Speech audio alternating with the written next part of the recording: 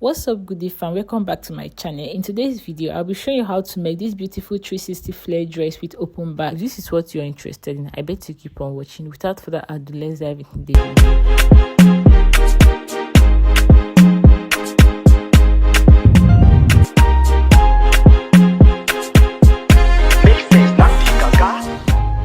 For this dress, I'll be using 3 layers of the max material. First, let's get our horizontal line before our vertical line. I'll connect a straight line, and this first layer I am drawing is my shoulder line. Then I'll add my shoulder measurement. My shoulder measurement divided by 2 is 7.5 inches. From this point, I'll come down by 1 inch. This is for my shoulder slope. Then to get my neck width, I'll come in by 3 inches. Then I'll mark it. Then I'll connect the point of my 3 inches and the shoulder slope.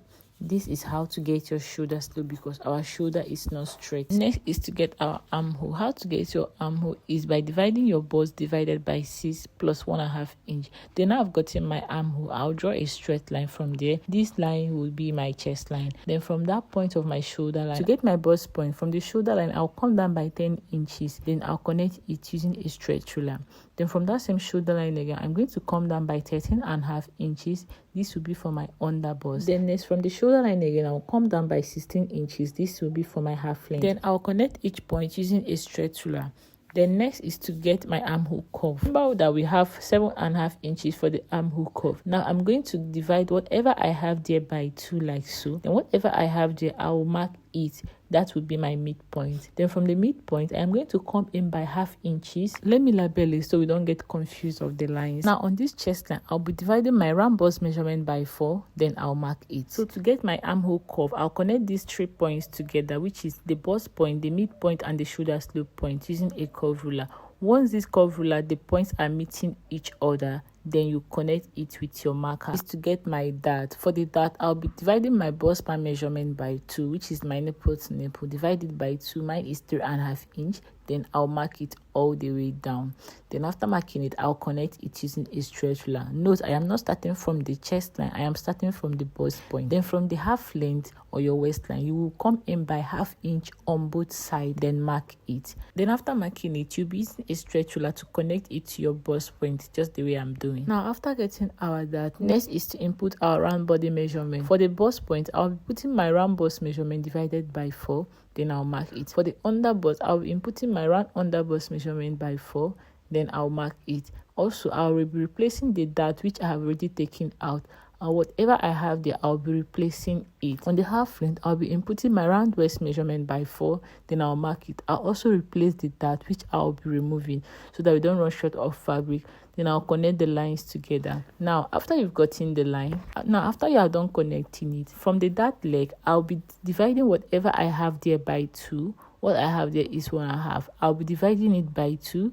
Then I'll mark it on both sides. Then after marking it, you connect a straight line to meet the under bust line, just the way I am doing. Then after connecting it, you get your curve ruler and connect from the under bust point to meet your bust point, just the way I am doing. Now we are almost done. Don't forget to add your sewing allowance. I'll be adding 1 inch on all the sides for my sewing allowance. Also, the 1.5 inches which I added extra, I'll be inputting it together. So the extra 1.5 inch that we added for the dart, I'll also be replacing it also on the side of the half length and also on the bust point. After marking the point, I am going to connect it using a straight ruler like so. So for the upper part, you know this dress have strap. It's more of a tube. So from the chest line also, I'll be coming up by 1 inch. This is because I don't want the top to be too down. So I'll be coming up by 1 inch. Then I'll connect it to the armhole. Then I'll mark a new armhole to meet the new sewing allowance that we've gotten. Then after doing that, I'm going to cut it out. This is basically for our front side. The next thing I'll be cutting is the back part. So to cut out for the half length, what I'll be removing is I'll be minusing 0.5 inch for my upper part.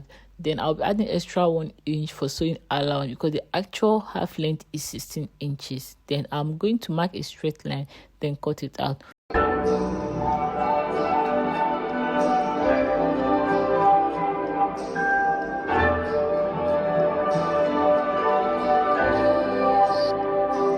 When I say she get it from her mama. So now to cut the back, if you want your back to have zip, then you are going to mark out 1.5 inch all the way down. This is for your zipper allowance.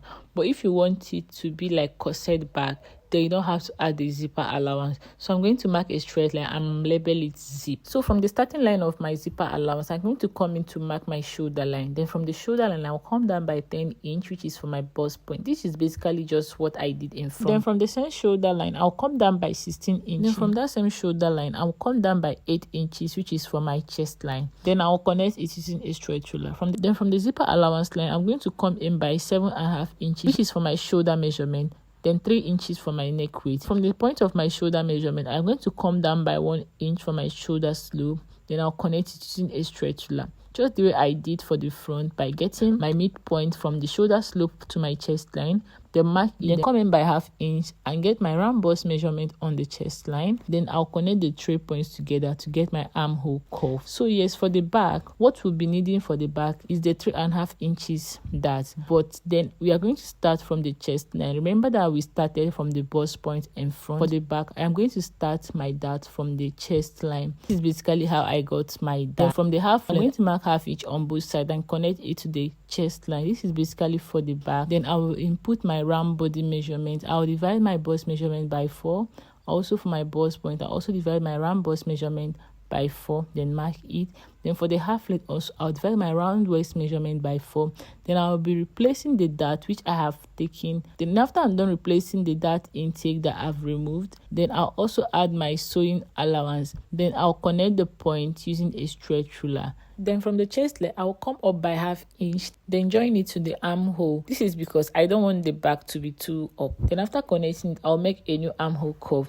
Then from the half length, I'll come in by 1 inch and extend it to the chest length. This is to prevent zipper bulge at the back when you are fixing your zip. So if you notice, I am cutting out from the chest line. This is because I won't be needing the yoke because this is an open back dress. So now we have our front pattern and our back pattern, everything all instead. The next thing is to cut it on our main fabric. I'll be doing that off camera. So guys, I've gone ahead to cut out the upper part of the dress. It's also like a bustier. You can also cut out padding for it, but just I don't have padding, so that's why I'm not adding padding to it. So I also went ahead and cut out lining for each of them. So now I'm going to remove the pattern paper so I can go ahead to join it. I'm going to join it separately. I will join the main fabric separate and the lining separate. So now the next thing I will do is I'm going to place one side of it right side facing each other like this. Then I'm going to pin it from the bottom to the top. This is how I'm going to sew it using 1/2 inch, just the way I am doing right now.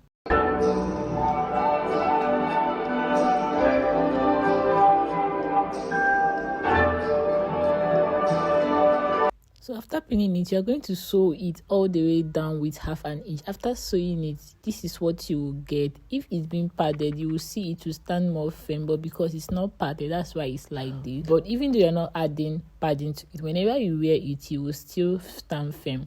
So I'll also go ahead and do the same to the other side of the bustier by using pin to hold it before I'll go and stitch it. So right now I'll be going to the sewing machine to stitch it, then I'll come back. So guys, I'm done joining it. The next thing I will do is to notch the side. If you don't notch it, it won't be able to lap very well on your body. So after notching it, I'll take it to the ironing table and give it an open press, just the way I am doing. I'll open it up like this, give it an open press it properly so that it fits properly on your body. So this is what it looks like after I'm done pressing it. The next thing I'll do is to join the lining to the main fabric, but before then I've already gone ahead and cut out the strap because this is an open back with strap. Then what I'll do to fix the strap, I'll place one strap from the starting point of the armhole and place the second part on the starting point of the armhole.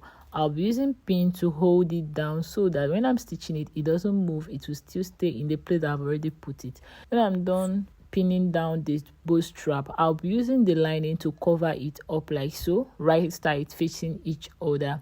Then I'm going to pin it all the way around. This is how I'm also going to sew it in the sewing machine. So I'll be taking it to the sewing machine to stitch it using 1/2 inch all the way around. So after you're done stitching it, when you flip the lining to the other side like so, this is what it will look like. You see how neat it's already turning out. So I'll be going to the sewing machine right now to stitch it all the way around, then come back. So yes, I'm done stitching it and also went ahead and notched it and also top stitch it also, so the lining don't come out when you're wearing it.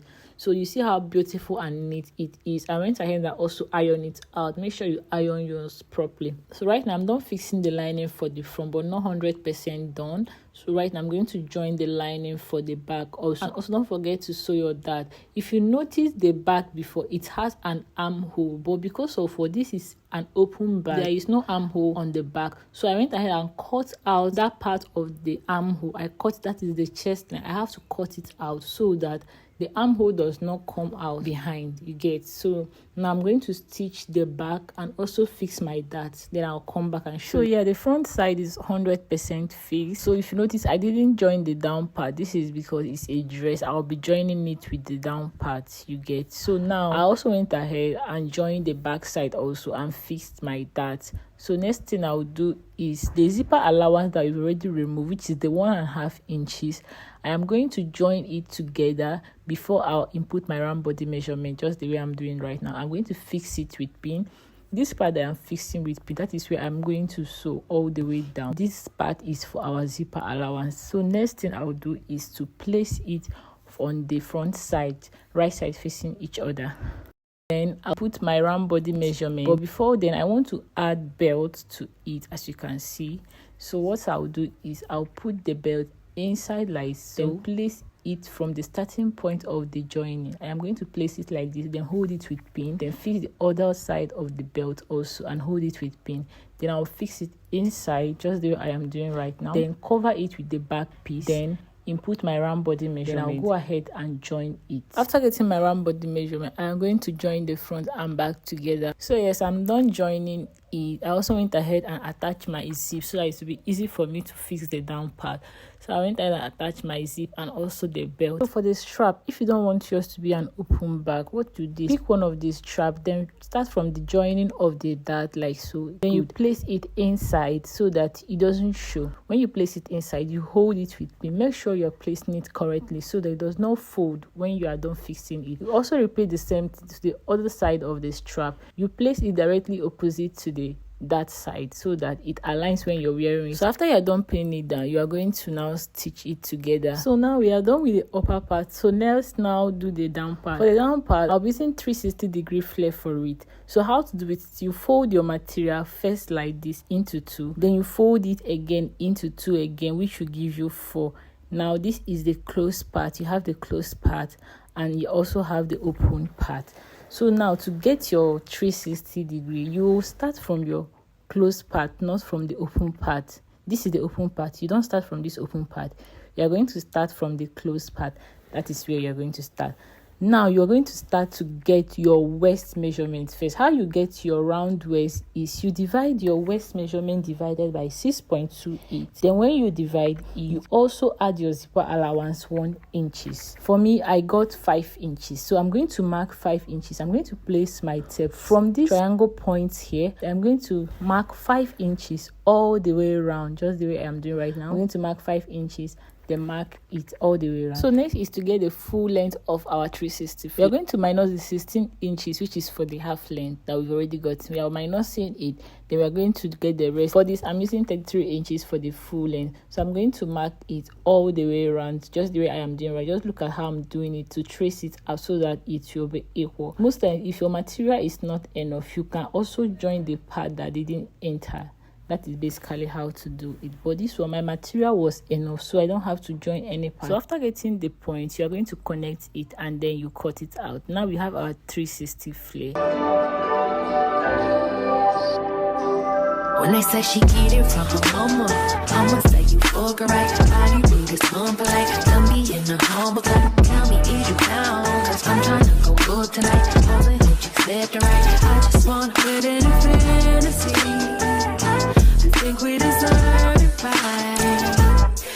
So now we've gotten our 360 flare. You see how beautiful it's turning out already.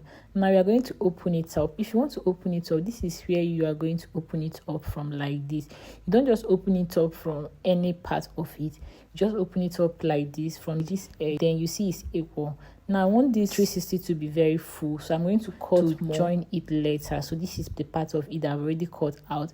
Because of how my fabric is, I have to cut it separately. So I'm going to take it to the sewing machine and join them first before I can now attach it to my half length. So after I'm done joining the part that I've already cut out, you see how it's already forming the 360 flare. Now to stitch it, you are going to be using kissing pleat. This is how to do the kissing pleat. You fold one edge, you hold it with pin, you also fold another edge and let it meet the first one that you folded. This is called kissing pleating. Then you pick the other side of it also like this, then you flip it to the other side, not to meet the first pleat that you've already done. Then you make another pleat, let it meet each other. This is why it's being called kissing pleating. So you're going to repeat this pleating all the way around till you've gotten. So now you're going to attach it to the half length. Before you attach it to your half length, you have to turn it with your lining. For this, I'm not using lining because my fabric is thick. I'll be turning the hem part using bias so that it gives me a neat finishing. For us to be able to attach, we are going to open it up from the zipper side. We're going to start from the zipper side. Now we're going to place one side of the 360 flare. We are going to place one side from the starting point of the zipper side, and you are going to stitch it. Then do the same to the other side. This is so that all the pleats can enter, because if you don't do that, you might run short of fabric or you might over pleat. The fabric will not be enough again to cover it up. So now you're going to do the kissing pleating all the way around, just the way I am doing right now. There won't be much explanation for this, but just look at what I'm doing. When you pick, you pleat it, then you pick another one again, then pleat it so that it meets the first one that you've pleated. This is called kissing pleating. You're going to do this all the way around till you've attached everything to the half length like so. So after you're done pleating everything all the way around, when you flip it over to the right side, this is what you will get. You see, it's already turning out beautiful. So I'm going to sewing machine to stitch it, then I'll come back to show you the final look. Now this is the hemming part that I was telling you about. I use bias because my fabric is thick. I don't want to add another lining that will make it heavier. If you find this video helpful, please don't forget to subscribe, like, comment and share. Thank you so much for watching. I will see you on my next one. Bye.